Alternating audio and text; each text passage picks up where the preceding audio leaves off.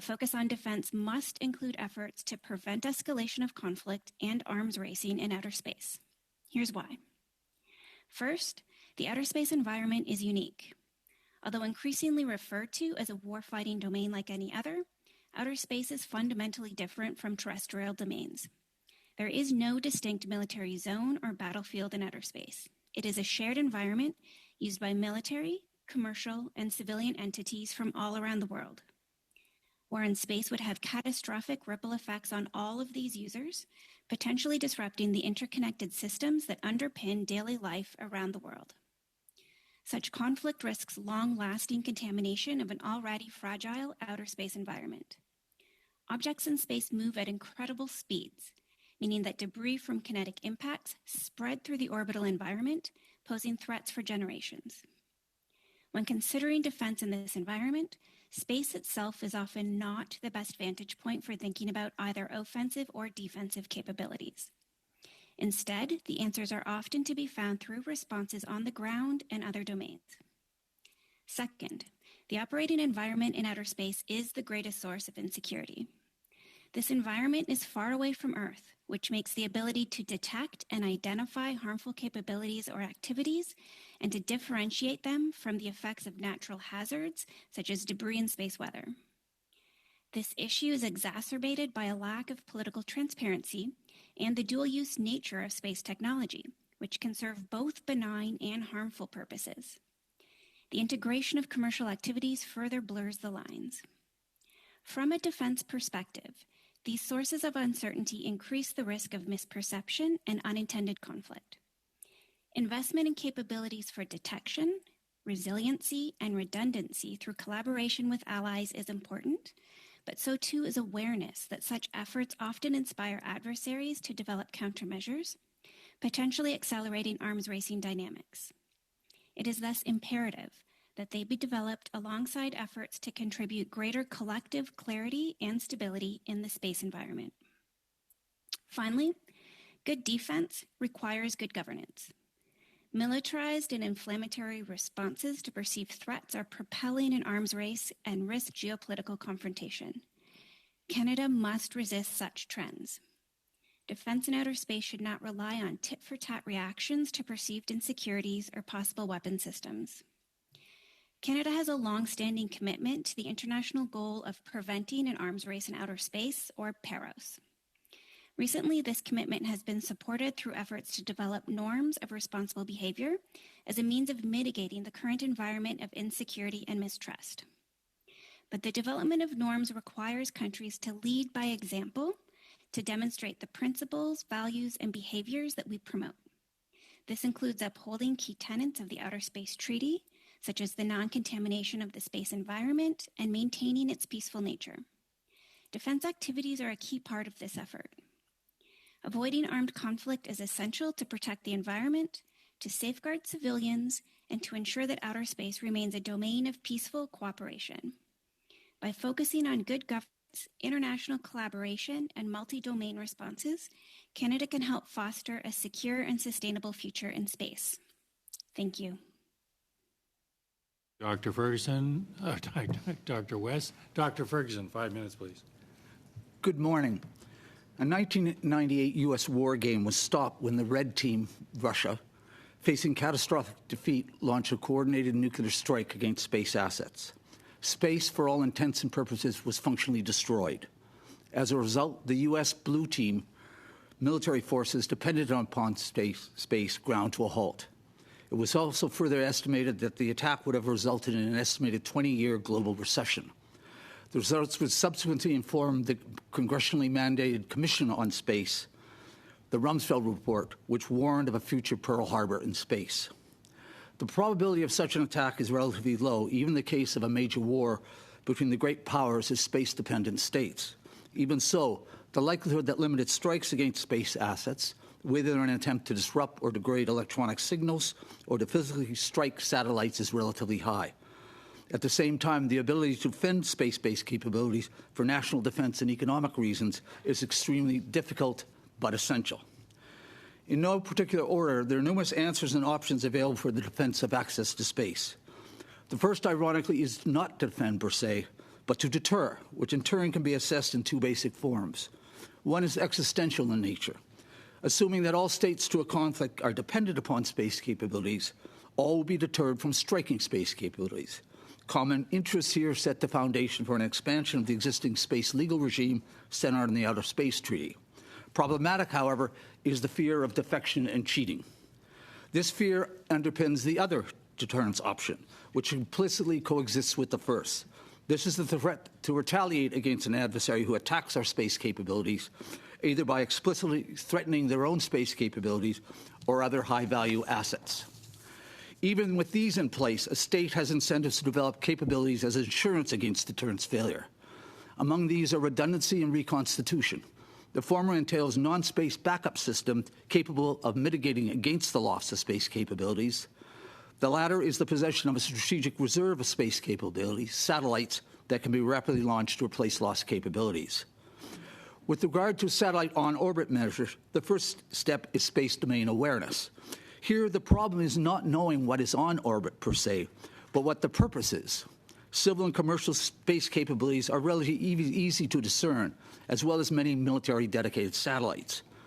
However, satellites, which are nationally flagged, may possess other functions which may be dormant, and as with national civil air and maritime assets, can be mobilized during a time of crisis or war. This is the dual-use problem, in which military space capabilities and deployment are much greater than the sum of dedicated military space capabilities. This reality provides on-orbit redundancy, in which satellites can perform different functions, including replacing a destroyed satellite, although it also complicates significantly understanding intent and purpose. It is also useful to differentiate among the threats to space capabilities. The first is directly to the ground stations. The second is through electronic signals transmitted to and from satellites. Satellite signals are encrypted, although the extent to which existing encryption is sufficient to protect against disruption or degradation varies widely. Here resides the space version of the cybersecurity problem. As with this problem on Earth, the problem of attribution intent of electronic or cyber attacks on satellites exists, even in peacetime. All satellites are hardened to some degree to protect against the harsh environment of space. Hardening, however, beyond environmental protection to include defense against a nuclear strike is extremely costly relative to launch weight and the tight economic margins of commercial space, at least for now. The second is direct threats to satellites and the capacity to maneuver out of harm's way, which has grown immensely over the last decades. However, this option is a double-edged sword. The capability to maneuver also enables the employment of a satellite as an anti-satellite weapon. This same applies to emerging on-orbit servicing satellites with robotic arms, of which the Canadarm on the space shuttle was the first example. Canada, in terms of space defense, sits on the margins, notwithstanding a comparatively small but advanced space technology industry. Importantly, given the dual-use nature, for example, of the RadarSat constellation and planned military space investments identified around NORAD modernization, defense must be carefully assessed alone and in conjunction with allies. I look forward to your questions. Doctors Ferguson and West begins our 6-minute round. Bazan, Fillmore, Normandin, and Matheson. Mr. Bazan, 6 minutes, please. Mr. Chair, and I want to thank our witnesses for joining us today. Dr. Ferguson, appreciate you painting the picture of what's at risk here and knowing that the weaponization of space continues to accelerate. Can you talk about the impact on NORAD operations if there was a nuclear attack in space against joint satellites controlled by Canada and the United States to support our defense and deterrence measures? The major impact is NORAD go blind. NORAD depends on elements of the U.S. space surveillance network, which we contribute one satellite to. It contains access to information from the Defense Support Program, which are infrared satellites both in geosynchronous and polar orbit, which can identify all rocket or missile launches, followed by the ground-based ballistic missile early warning network, which is queued from the DSP. You take out DSP, and that's a dangerous thing to do in other strategic considerations. Basically, NORAD would be unable to see. It would be very difficult, if highly improbable, to be able to to undertake their primary mission in terms of aerospace warning. That is integrated tactical warning and attack assessment, in which they notify national command authorities if the United States and Canada are under attack and what is the nature of that attack. So it would be catastrophic. So when you expand that, then we're already running blind then, our ability to push out the horizon where we actually can see things. Even the advent of the new over-the-horizon radar system would be impacted in your estimation? I know they're not up and running yet, but they are ground-based. If you could threaten the ground-based incident like over-the-horizon radars, but the loss of space entirely would not have that major effect of the over-the-horizon because they're primarily interested in air-breathing threats. Now, you have on the margin the question of hypersonics, which fly at roughly around 50 kilometers, sort of in what I call suborbital space at high speeds. It's unclear to me whether they're over the horizon, and they would need to be cued to go look at things, would be significantly affected because it's unclear whether the over-horizon can actually look. The other thing I would add is the United States has deployed an infrared system in low Earth orbit to deal with the problem both of ballistic missile defense and also, I suspect, to deal with the problem of hypersonic vehicles. So that's another element of a degree of redundancy for the American space surveillance system. Aside from those assets, what else do we need to do from a Canadian perspective then to augment what's happening by the United States under NORAD for better space deterrence? The question came up, or the comment came about arms race in space, but our adversaries, the Russians are putting nuclear weapons in space. The PRC is now landed on the far side of the moon. So what does Canada need to be doing to more greatly enhance our ability to deter and defend North America? Well, I think two things are important. One is the next step that's being taken, and that is adding a satellite to the Sapphire 2, we could call it, for deep space surveillance, although it's primary to surveil the vital geosynchronous orbit. There has been some discussion, which would be also a good step to go back what we used to have in the 60s to the 80s, and that's going to be 2 ground stations. There's no clear indication this will proceed, but 2 optical ground stations to facilitate the surveillance of space. Those will assist us. But the key thing, if you put this in the context of NORAD, and it's unclear to me what Canada could or could not do. It can do lots of things, but in terms of surveillance of space, and the key thing to know when we're under attack or space is under attack is what we might contribute to the surveillance from space, the DSP system, and to ensure there's enough redundancy, because that is key to be able to identify launches. And once you identify launches, you can quickly calculate where they're going, whether they're going into orbit, what orbital path they're going to take, or whether they're a type of ballistic missile, as you mentioned, such as a fractional orbital bombardment system with a depressed trajectory that needs to be tracked. Trajectory, which is different than the high orbit that usually what BMD was built around. We're now looking at those hypersonics that come in low and fast, but still are intercontinental. Yeah, intercontinental ballistic missiles have a very high trajectory. They cut through low Earth orbit before they descend to Earth. The depressed trajectory of a fractional orbital bombardment system is one where the trajectory is much more flatter. It goes through the lower reaches of low Earth orbit before it reaches the target. So it partially enters into orbit before it descends on its targets.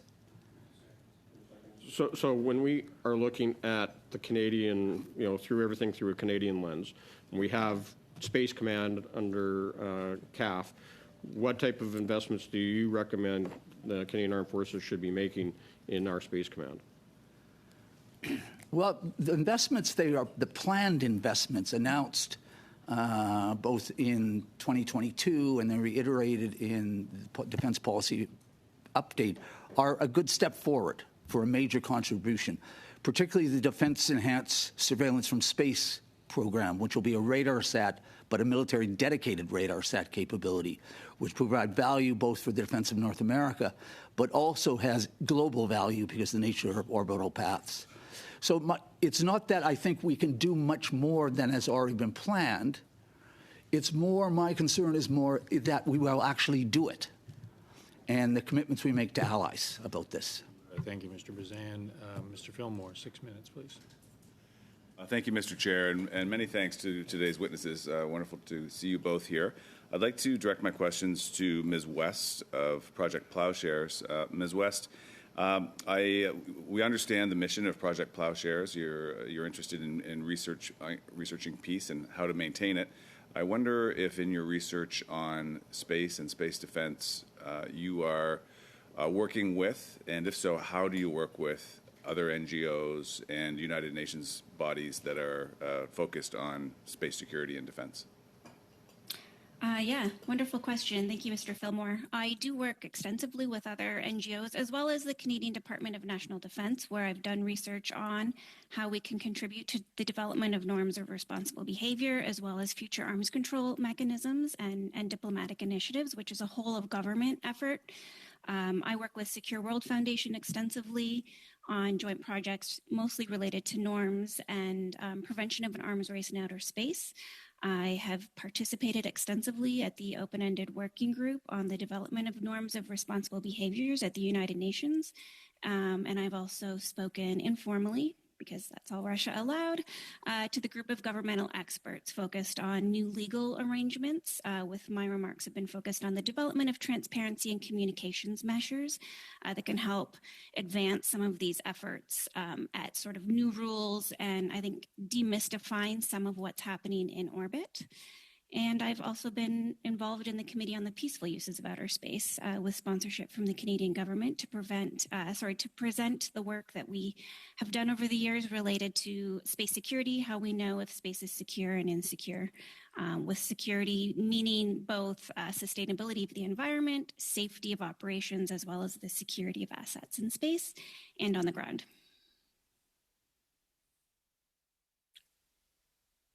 I wonder if there's any work that you're undertaking that would get to the emerging impact of AI and other emerging technologies, cyber connectivity, et cetera, that you would like to make the committee aware of as it regards space security. Yeah, so I do have a colleague at Project Plowshares, Brank Marianne, who does excellent work on AI. I've been involved through the Center for International Governance Innovation on examining the space cyber nexus. So I've been an editor of a series of essays. I think it is really important to understand that outer space is intermingled with all kinds of emerging technology that includes cyber, AI, quantum encryption, and disencryption in the future. And being able to tease out the impacts that these different technologies have, I think, is going to be important. Key message I would have is I think it's going to make conflict escalation more probable and more difficult to prevent, especially if we don't work on better communication and transparency practices, simply because things are going to start moving faster. Decision making is going to move faster, and windows for de-escalation, for communicating, for clarifying intentions and activities might become much smaller. And that's going to be problematic if we don't have good communication channels already in place with adversaries. We don't have good hotlines in place to try to clarify activities in orbit, which is necessary for interpreting whether or not something is harmful and also for communicating our own senses of insecurity with regards to certain activities. We also don't have great mechanisms of sharing a lot of the fantastic orbital information that we have in outer space beyond immediate allies. And I think that's really important for avoiding sort of tit-for-tat accusations that happen. And so, it was mentioned that there are concerns that Russia might be developing nuclear capability in space. It's hard to share information on that because it's intelligence and it's secret. But we also see accusations that come the other way, particularly from China and Russia, who accuse capabilities such as the U.S. Mission Extension Vehicle, a satellite servicing capability, of being a weapon. And without having information that can be accessed more broadly by the broader international community, it can be hard to differentiate these sort of tit-for-tat accusations and which ones are legitimate and which ones are not. A minute and a half left. So communications obviously becomes a very important matter in maintaining security in space, and you've identified some challenges already, I think, when you made comments about Russia, but this importance of having a good communications protocol. I wonder if you would, is there anything more you can tell us to characterize your conversations with Russia? What were they willing to share, or what did you divine is their interest or footing in this subject? Russia's not willing to share really anything. Neither Russia nor China provide very much public access to any information that they hold. Intentions, the reason I did emphasize on avoiding sort of heavily militarized or provocative responses is because my perspective is that Russia and China are both trying hard to depict the West of weaponizing outer space. And I see some of the responses that get pursued as playing into that hand. Globally, it is essential at the United Nations that space remain peaceful. That is a fundamental goal of that body and of many state participants. And the perspective that there are active efforts in the West to weaponize space is driving a lot of conversation and competition for allies, for diplomatic allies in particular, on some of these issues.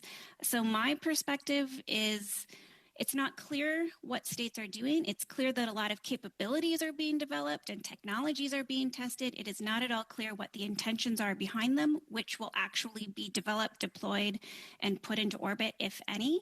That includes sort of the intelligence on nuclear, but as well as other potential kinetic capabilities. Okay, we're going to... Within that lack of clarity, we need to exercise leadership on trying to lower the volume. Thank you, Mr. Fillmore. Just for the benefit of the witnesses, there's a high probability that Madame Normandine will speak in French. So if you switch to the French channel, that'll be good. Madame Normandine, 6 minutes, s'il vous plaît. Monsieur le Président, vous... I think you know me very well, Mr. Chair. Thank you. My first question is addressed to Dr. West, that countries should lead by example in the management of the space environment. Of course, it's not all countries that respect the rule of law. And with the nuclear capacity, we might end up at nuclear disarmament. But there's still a necessity to have dissuasive measures in place. Now, in the space environment, of course, would dissuasion be an important factor? And if so, how would it apply? Leading by example, I do want to point out that Canada was the first country to join the U.S.-led moratorium on destructive tests of anti-satellite weapons in space, so I think we're doing a good job on this. I think dissuasion is a wonderful word. It's slightly different than deterrence. It brings in more political tools to my mind. So thank you for that question. I think resiliency and redundancy are really valuable for dissuasion. I think if you can reduce the value of a target, the impact that disrupting a specific capability would have, you dissuade targeting that capability. And I think we're seeing the effect of that already with the gradual transition towards distributed space architectures, so large constellations of satellites, where the capability of the system is distributed across many different objects in space and not concentrated in one. That also applies to distributed ground station architectures, so that you don't have one critical point or node in a space system. I think we are seeing the value of that, even if we talk about the potential fear that has been raised for nuclear weapons in space. I think it's aimed at that perception of an invulnerability that is being developed through resilience. And that's why I do think these capabilities go hand in hand with the diplomatic side. Canada's Department of National Defence has been a great participant alongside global affairs on the development of norms in outer space. And so I think we should continue along that trajectory. I'm not sure how dissuasive, say, for example, weapons would be in outer space. It's a really bizarre environment where things are moving at incredible speeds. Orbital maneuvers are not straightforward. I think there's just a lot of opportunity for misperception and accidents and activities that can have a long-lasting detrimental effect on everybody in outer space. And so that focus on having different systems on Earth, I think, is valuable. Merci. Peut-être qu'il y a quelque chose qui se perd un peu lorsqu'on traduit en français. Thank you. Well, dissuasion and deterrence is the same expression in French. In English, it would be deterrence. So perhaps I could ask that question and replace the word dissuasion with deterrence. And I will ask the same question of our other witness. Is it necessary to ensure deterrence in space, and how would it go? Many of the points that my colleague answered I would agree with entirely. Redundancy, reconstitution are very vital.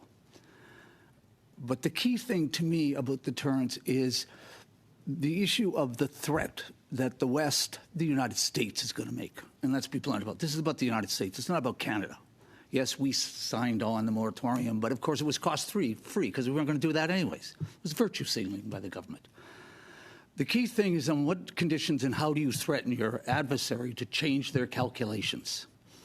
And it's been a long debate within the deterrence literature that goes back to the 1950s, whether you try to create a clear, certain environment by saying, if you do A, we will do B, and we have the ability to do it.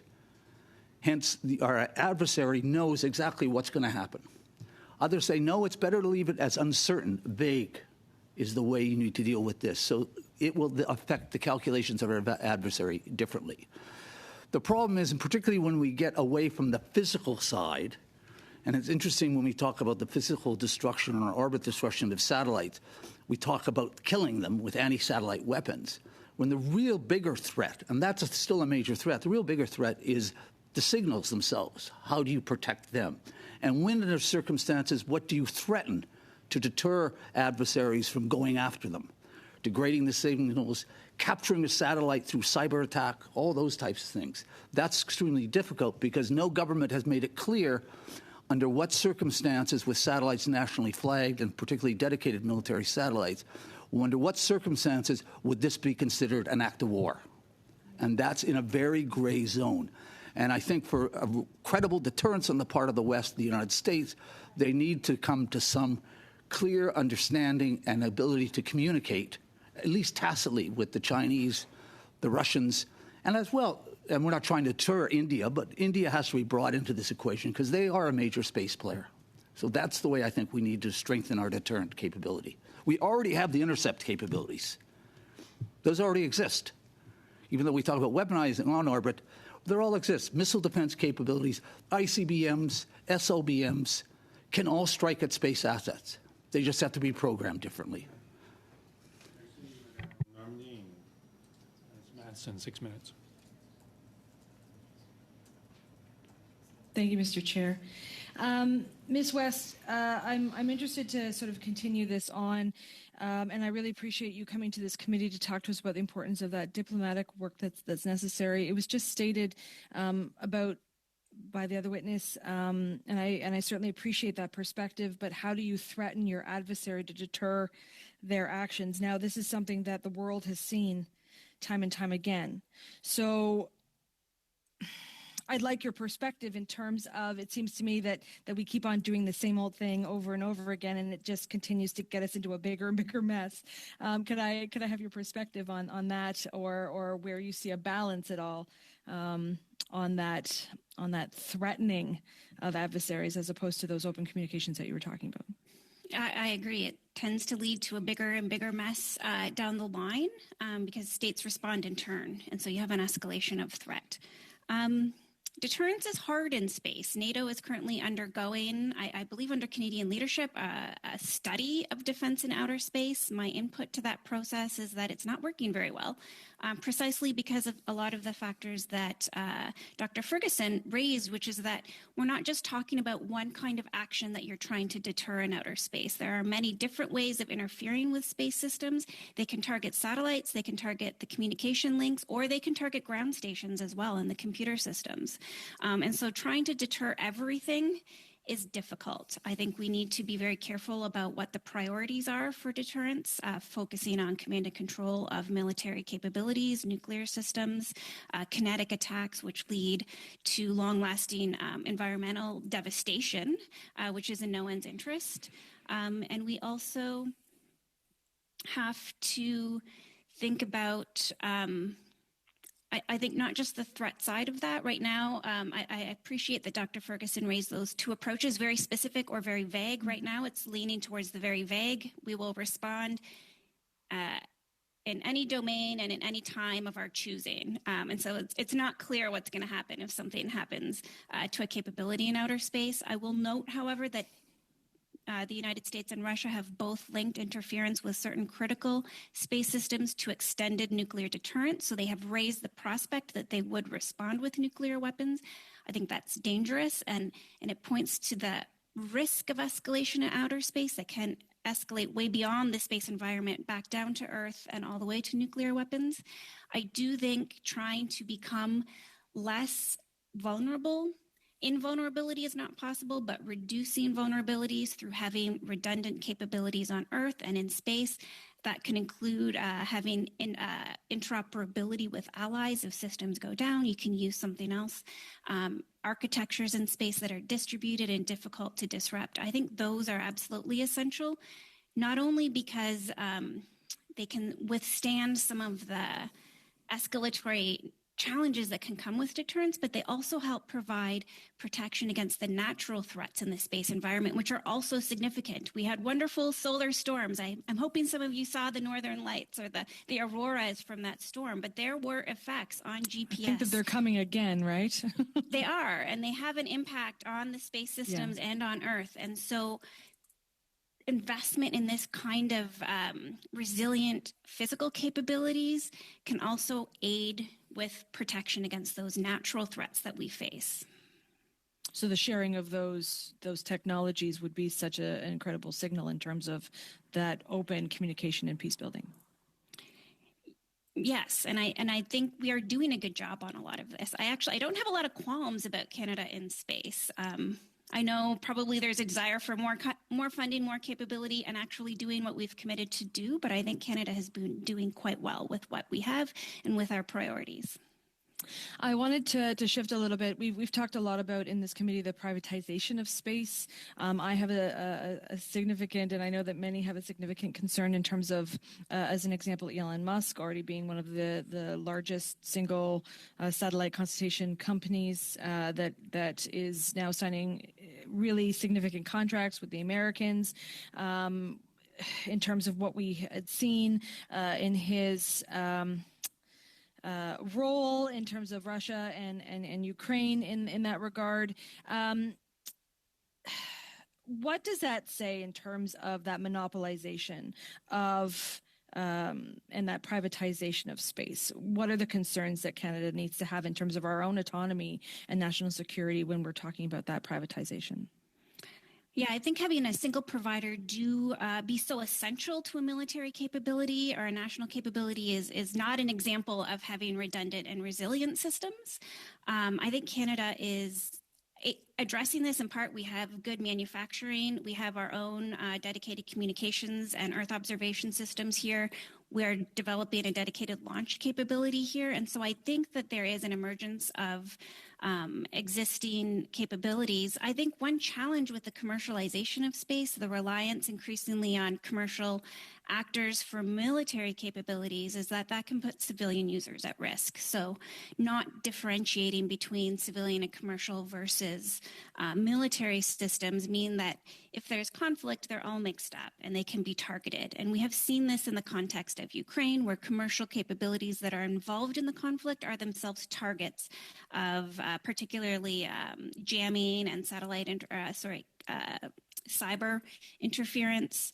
And I think having thought towards the implications of that mixing of users and capabilities, particularly as space itself becomes more of a target of warfighting, is going to be very important because it can drag others into the conflict. Thank you. We're going to have to leave it there. That completes our first 6-minute round, colleagues. We're getting back to the same old problem of 25 minutes worth of questions in a little bit more than 20 minutes. I'd like to do a full round, and in the event that there was a motion to be put forward, ask that particular colleague or colleagues who might be putting forward those motions to wait till we complete the full round and then because we do control our time afterwards. So with that, I'll turn to Ms. Gallant.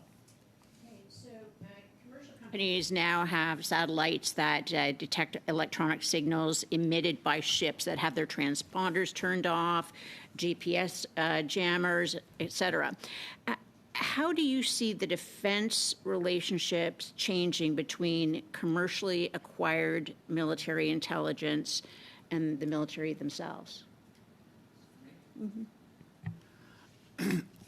Actually, I don't see it changing because what we aren't aware of is those deep relationships that have long existed.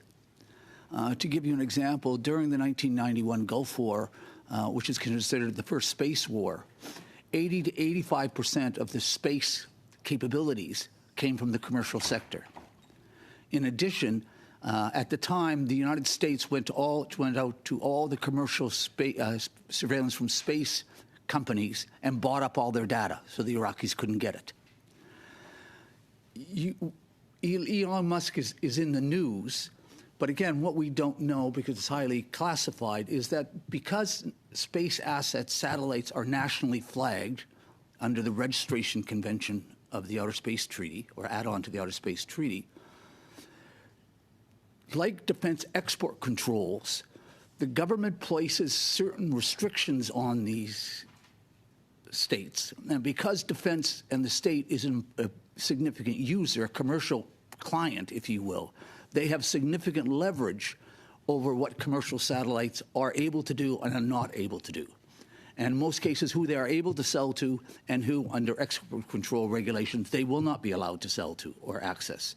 So this is already well established. The details, of course, we don't hear about, partially for intellectual property reasons and other commercial reasons. Where you're not aware of any dark or black market on intel from satellites, that just does not exist for a commercial vendor to be selling to a nation that would not otherwise be allowed to receive that information. I don't know of any. One can speculate probably on the margins, but like defense export controls, to violate national law is extremely dangerous in the commercial margins of commercial space. It's basically, for the major space companies at least, and until you get more private and bigger players from other countries in this game, the cost of being caught and what will happen to you is much too high for the major companies, including Elon Musk. Okay. So I'm not concerned greatly about it. Right. So there's going to be a significant gap in the satellite-based awareness through NORAD, because our radar satellites will outlive their useful lifespan, they'll run them, before they can be replaced. Is there any opportunity for existing commercial satellites to have a dual use so that we still are able to, or we can gain eyes on the Arctic where that gap is going to be created? I'm not an expert on this. I don't think so. First of all, RadarSat is not a NORAD supporting asset at all. And part of the reasons is because the delay between their taking the radar pictures and I think it's a 1 to 2 day delay before you can actually see it. And that's not very useful militarily. Advanced RadarSat technology, which is the Defense Enhanced System, supposedly, will shrink that down. But it'll be dedicated military. And the civilian commercial side is probably not going to get access to any of that information. I don't think, in my view, that this is significant per se issue. I mean, it's a problem, but I just can't see how in the current climate. But again, we can't control how the Russians, the Chinese, and the Indians do deal with their companies, although we know the Chinese and the Russians are hand in glove, if you will, with their industries, and which is always a problem for us. We're less transparent about it. Did you say that NAVCAM is the controller of the satellites that are deemed for military use? The RadarSat, if you want RadarSat, well, I'll give you a better example. Sapphire, which is the only military dedicated satellite we have, is controlled for the military, but in fact, it's flown by MDA. Okay. We have no experience in flight except for those military personnel who get seconded into the American space system. So militarily, Unfortunately, you have about 6 seconds. Sorry military about that. speaking, how does the successful landing of China's unmanned rocket on the far side of the moon impact us defense-wise? Now you no longer have 6 seconds. We'll have to work that back into some other answer. With that, Mr. Collins, 5 minutes. Thanks, Mr. Chair, and welcome to our witnesses. Dr. West, I'll start with you. Other witnesses to the committee have talked about sort of a Wild West scenario in space where there's a lot of activity without structured international agreements.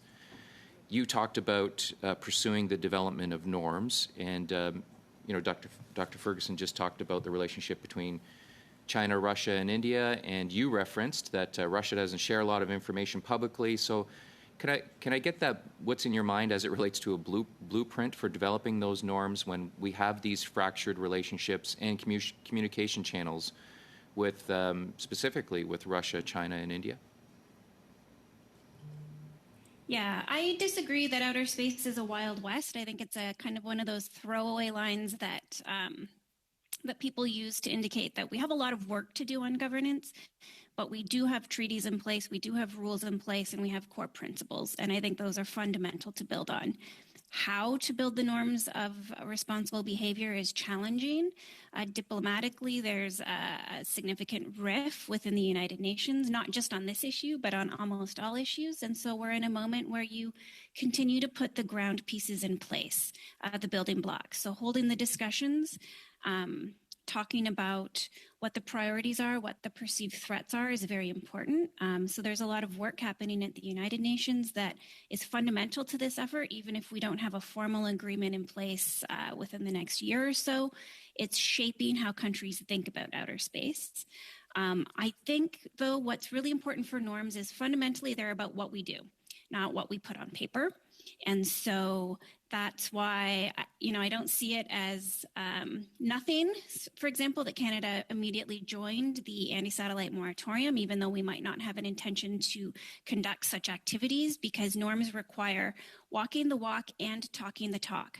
And so demonstrating through your own actions what you expect others to do. I think there's a lot of scope for developing what is normal when it comes to what I like to call uncomfortable military activities. So the creeping of satellites close to other satellites. I think countries have an opportunity to engage in practices that would mitigate the risk of that behavior, such as issuing prior notifications, foregoing stealth capabilities, setting through their own behavior certain thresholds of safety when it comes to distance with other satellites, and then speaking about the fact that they're doing that and that we see this as something that responsible states do. And so I think we can speak with our actions at moments when we can't necessarily have great breakthroughs diplomatically at the United Nations.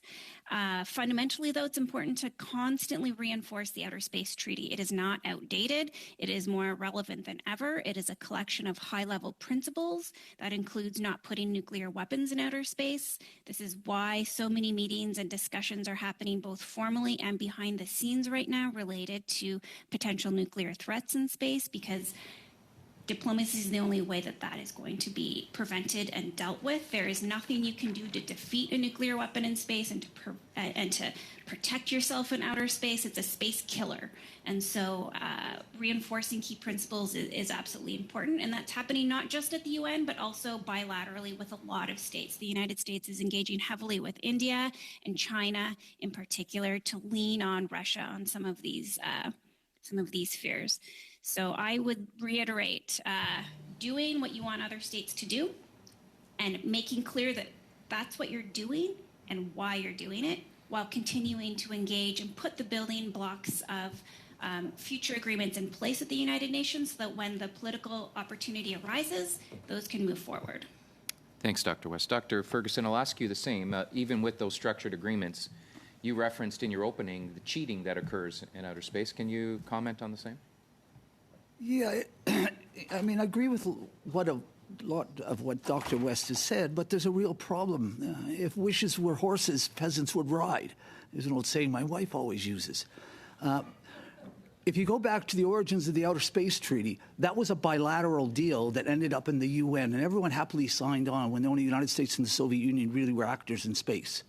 And it was a deal over issues about transiting over, for intelligence reasons, both countries.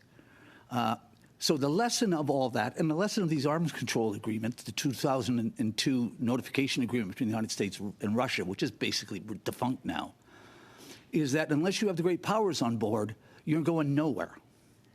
And neither China or Russia, I'm not sure about India, and even the United States are really not interested in codifying it. And for the Americans, the fundamental reason is through their experience through the days of the heydays of arms control in the 70s and the 80s, they kept finding the Russians were cheating all the time.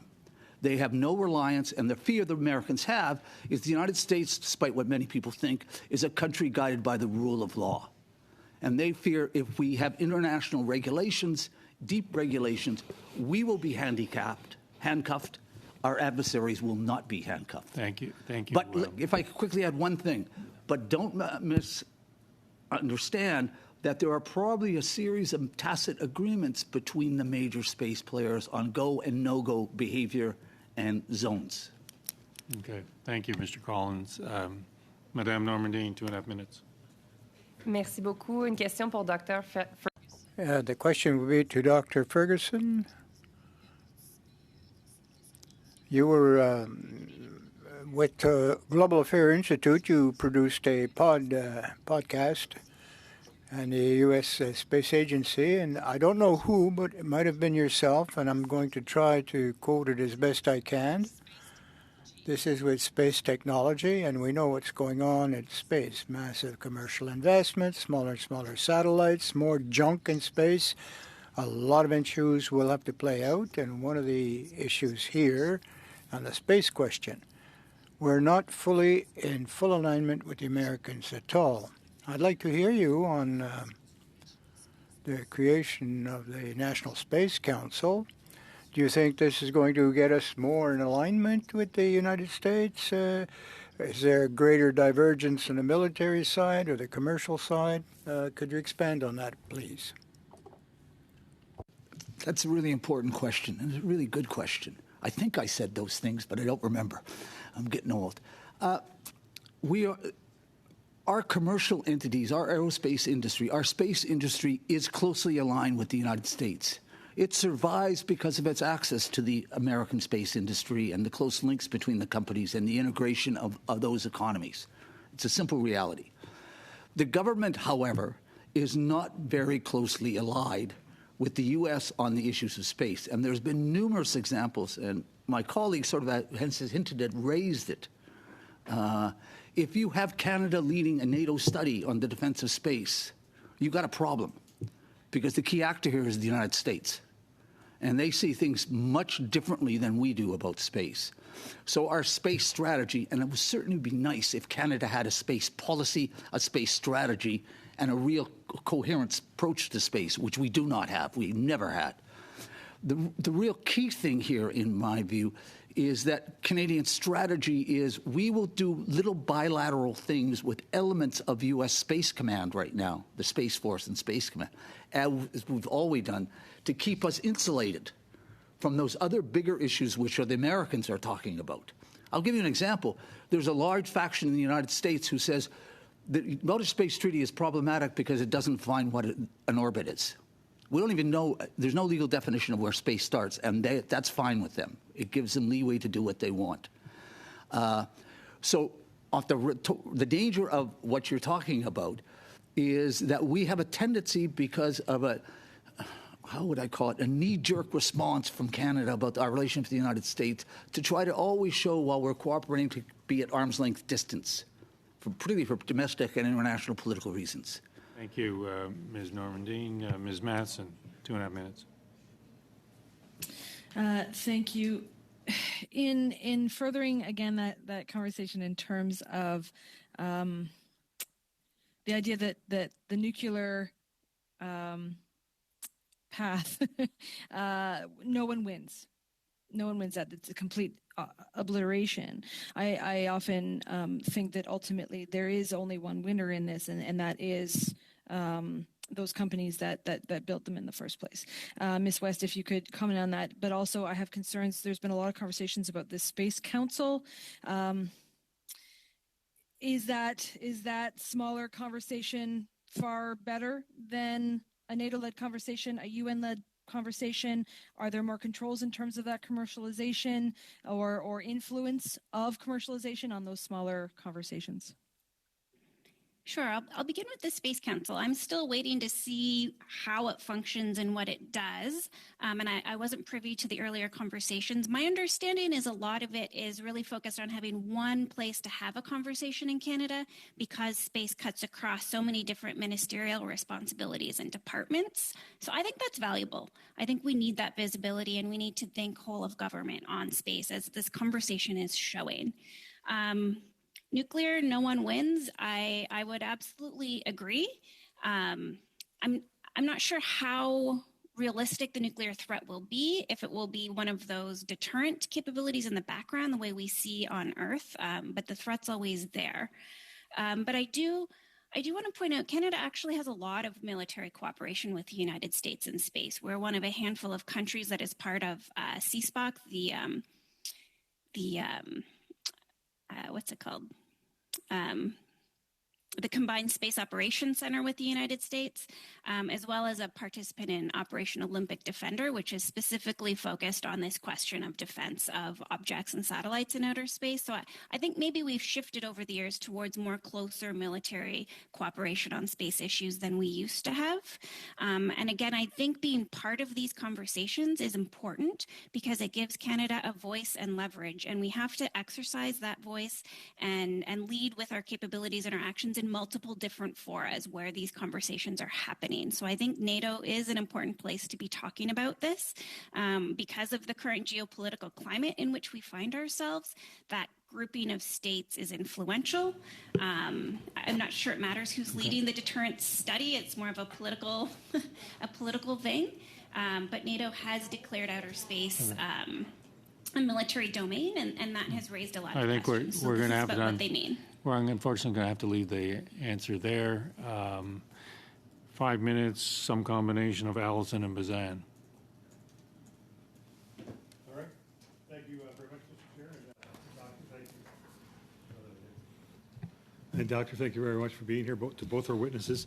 I guess my question, we talked about the Canada's limited ability to make a difference. So what do you think, where should Canada contribute with the international partners, probably more specifically with the U.S., given the fact that we're really not a player at the table?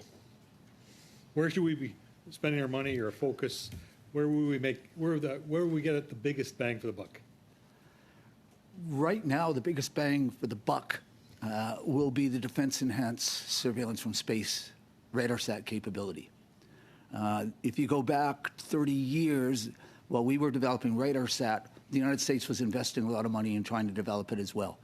They failed and Congress canceled it. The United States, as far as I understand, thinks this is a fantastic capability. If it was developed, brought up into near real-time capability, not just for North American defense operations, but also for operations on a global basis. So the key thing, and if there's a strategy in Canada, and it's really embedded in the military, it's not in the government, it's embedded in the military, is what key assets small number of assets we can provide, which can open the door to greater information and knowledge from the U.S. leading space capabilities as the leading space power. That's how you do it. And if you look at, as Dr. West pointed out, our relationship with the United States, if you go back in time, when we were doing basically nothing, I can tell you Space Command basically, back then it was U.S. Space Command, Space Command basically kicked us out the door in a variety of different ways. As we started to contribute significant capabilities, Sapphire is significant, but it's one-off.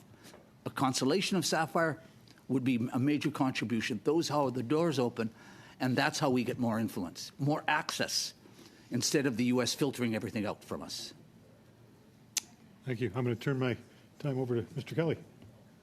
Okay, what have I got? 3 minutes? Okay, great. In your response to a previous question, you said that there were tacit no-go and go behaviors, tacit agreements on behaviors between the great powers. Can you list what some of those no-goes might be that you believe are tacitly agreed to? The first one I would list, and perhaps the most important one, is geosynchronous orbit, particularly DSP. And the Russians and the Chinese have both developed a similar global capability. The extent to which it gives you full coverage, I don't know. But in the case of DSP, if anyone attempted to strike at that, that would automatically be interpreted as a preliminary to a strategic nuclear strike on Earth. We're going to blind our opponent, and then we're going to launch. And that becomes extremely dangerous. So my hunch is, and of course it's classified, no one's going to tell you, because, I mean, if we make a quiet deal with the Russians and even the Chinese today, if it goes public, it's a major embarrassment for the government, given the policies, particularly in the United States, and us as well. So that seems to me as a logical tacit agreement. We understand if things go bad here on Earth, and remember, it's not about war in space, it's about the nature of terrestrial warfare and the outcomes and the fears of terrestrial warfare, which will drive actors to strike at space. Okay. No, we're not going to have a war just in space. That makes no sense at all. Okay, thanks. I just running out of time. One more question. Mrs. Gallant asked a question with her final few seconds, and I wonder if maybe you could address it. She talked about China's landing on the far side of the moon, and I wonder if you could talk about. I mean, this is the appearance of a stake in the ground. Is this just a demonstration of capability? Is there military significance? Are there mineral extraction implications? Like what do we make of this? Fundamentally, it's a demonstration of equality. We are the People's Republic of China. We can do what the United States can do. In fact, now we're ahead of them. It's about prestige and humiliating us. And if you go back to the space race between the Soviet Union and the United States, a lot of that was simply the race to the moon was for prestige reasons. And so hubris an exhibition of hubris more than anything else? Yes. Not that hubris ever happens around here. Never. Ms. LaPointe, 5 minutes, please. Thank you, Mr. Chair, and I'll be sharing my time this morning with my colleague, MP Fillmore. Dr. West, in your opening comments, you had talked about how the uncertainty around space defense brings with it an increase of a number of potential risks. Can you expand on those risks and what we can do to manage or mitigate those risks? Yes, so there's a lot of activities in outer space that are ambiguous, and I would say we don't have tacit agreements on some of the more important ones that are happening. So satellites that get up close and inspect or image or creep up, but we're not really sure what other capabilities they have. Do they have eavesdropping capabilities? Is it a jammer? Could they have a laser capability? That unknowing causes escalatory responses. I would say the noise we're hearing from the United States on this suggests there are no tacit agreements on sort of safe distances and how to engage in these practices. And I think the way to mitigate it is to start having better transparency practices that can make some military activities safer. And so if you're trying to inspect another satellite, doing a prior notification so that you don't have an accident and the other operator doesn't respond in a way that increases the likelihood of an accident. Again, things are moving very quickly, and if you have uncoordinated, close proximity activities in space, you can easily collide. You can also have misperceptions around certain sensitive capabilities. So it's important, I think, that other states understand which satellites are particularly essential to defense. So Professor Ferguson mentioned DSP. Early warning capabilities, I think that is a great example. So you don't get up close and personal with some of those really sensitive capabilities where the reaction might be quite drastic on Earth.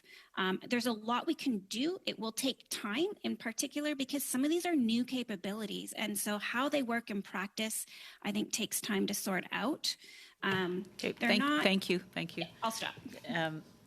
Dr. Ferguson, Dr. West said that good defense requires good governance, and I'd be curious to hear what you think good governance is. I'm not sure how to answer that, to be honest with you. Good governance is a function of consistency in government policy and to behavior. We might not like what they're doing, but as long as they're consistent, that to me is good governance. And in the context of the international system, or the international community we misleadingly call it, the problem is this tendency to think that somehow it's like a parliament, and it's not a parliament. It's a collection of sovereign states, and it's always been a collection of sovereign states, and states will do what are in their interests.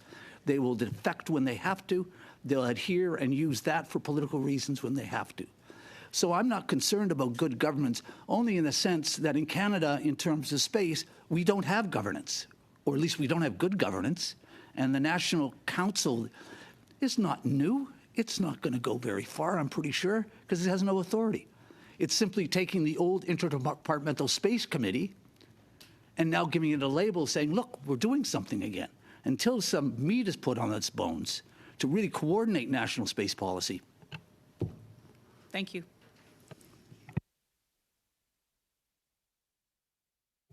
Thank you very much, Chair.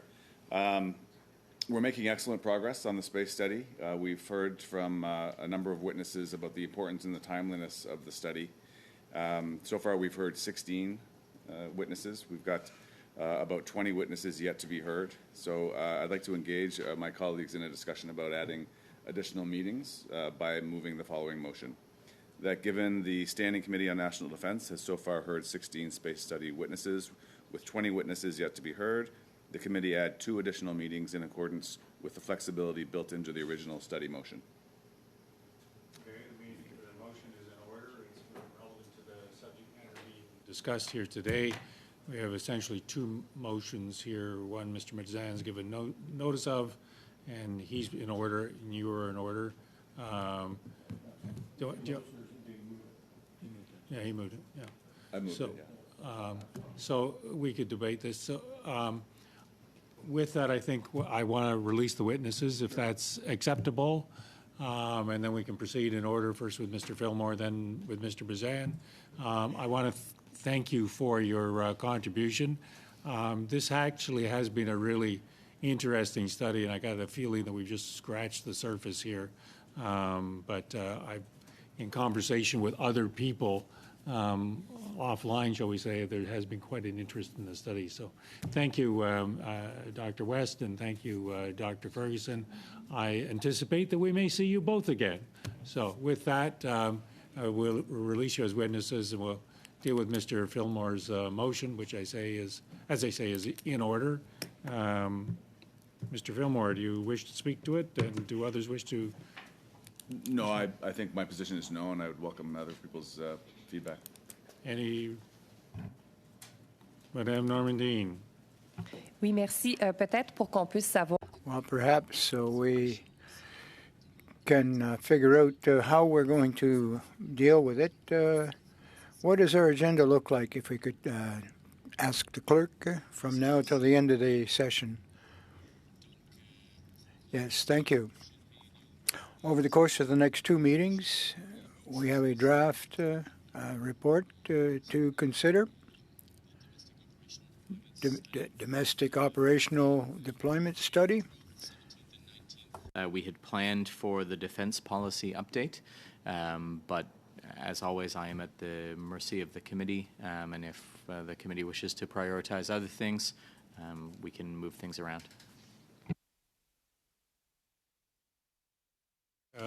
Which one? Okay. Just briefly, because I don't want to argue this for long, but I think we've probably had enough on this. We've heard some from diverse witnesses. I think we've got enough for a report. I wouldn't want to get to the point of redundancy or really just satiating some curiosities without actually getting to material pieces that would go into solid recommendations. So I think we probably had enough on this study. Since it's material in your sort of in your introduction to this commented on the relationship to Mr. Bazan's motion. We do have only, and to the clerk's point about the number of meetings left, we've got a report to consider on Wednesday, finish considering the report in the second hour. We'll have 4 meetings after that, one of which we'll need to probably finish the other report, leaving us 3 meetings, which we're already planning to go with the DPU. The threat analysis contained in Mr. Bazan's motion is related to the DPU and material to the timing of that. So I would just as soon conclude the space study with the witnesses we've heard. We probably won't get to a report till the fall, but then carry on with the using the remaining meetings that we have to deal with threat analysis and the DPU and how they relate. Like mine, I think that we've had some very good witnesses. We've got a lot of great testimony. I'm not sure with the witnesses that are left that they're going to add any more value to this study. I think all of us are getting through the questions that we had. We have a pretty good idea of what we expect to see in a report and where the deficiencies are within from a Canadian perspective in space and where we can add value. So I'm not sure if Mr. Fillmore has specific witnesses that he didn't get to call or that weren't available, and I think that's always part of the calculation. It's not every witness that's put on a list is available or willing to come before committee. So I think we close on a very strong note today with the witnesses we have, and I think it's time to start pulling the report together. Ms. Mass and then Mr. Fillmore. Thank you for that.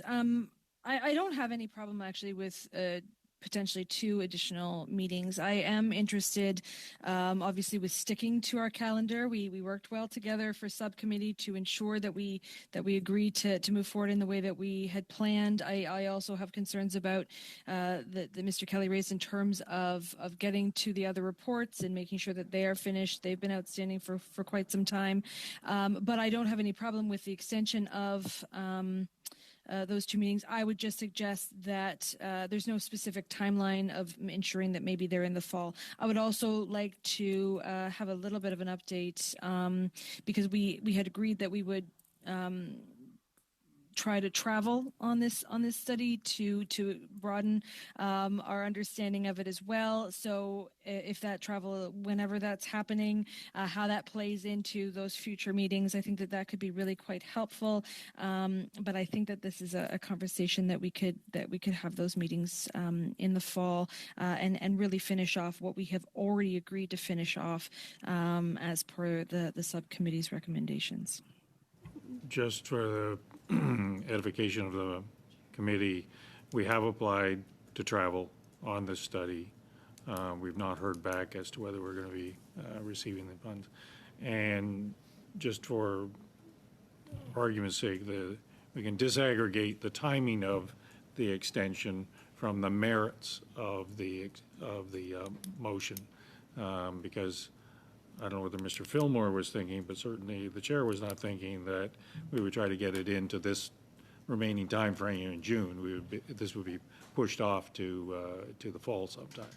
So, anyways, Mr. Fillmore, you want to finish it off, and then we'll have a sense. Yeah, thank you. Well, I appreciate the perspectives of members, very much so.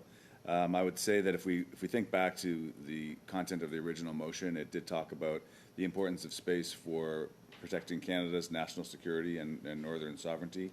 It pointed to the way that we work and fulfill our obligations with our international partners, and it also pointed to the importance to Canada building and maintaining a strong leadership in industry when it comes to space.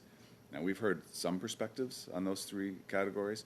I would never say that we've heard the fully rounded out perspective on all those 3 perspectives, but what we have heard very clearly from the witnesses we've heard so far is the tremendous urgency and importance of this study. In fact, the witness today, Dr. Ferguson himself, said, if we don't get space right, all of the other things that we're trying to do don't matter because it all hinges on space, and we're behind in space. So to me, there's nothing more important that this committee could be working on, and to make it to make it one of our shortest studies and lightest reports, I think would be a mistake we would come to regret quite quickly. And yes, I would be happy to move the meetings into the fall session to make sure we do the other things. Madame Normandin. Parfait, ça répond un peu à ma question parce Well, that answers my question. I wondered if we might prioritize our reports. We have to update the defense policy, and don't forget we have a summit in Washington in July, and it's going to be very current. So perhaps, as Ms. Matheson had requested, we should look again at September. If we can push anything back to September after we've traveled, we can then judge if we wish to, which witnesses we will invite if we decide to go that way. I agree with the proposal, but I don't want to lose the momentum on what we've already accomplished. Any other contributions? Those in favor of Mr. Fillmore's motion? Those opposed? Motion carries. Okay, and we will try to shape this to accommodate as many needs as we possibly can. I was just going to ask, Mr. Chairman, how likely is it we're going to get the witnesses that some of us have requested? It's going to take more lead time than what they've been given. That's all. But I defer to my colleague. Understand this motion, they'll have plenty of lead time. We're not going to do this for months. Okay, September, all right. Yeah. Mr. Bazan. Mr. Chair, I'll move the following motion I gave notice of in writing pursuant to Standing Order 1082 and the motion adopted by the committee on January 31st, 2022. The committee received threat analysis briefings prior to the summer recess regarding the recent activities in the Baltic region by Russia and the recent destabilizing efforts of the People's Republic of China in the Indo-Pacific region. Mr. Chair, I think that this is current to, we want to make sure that as committee members we're always aware of what is happening in the world and how it could affect the Canadian Armed Forces and our national security here at home.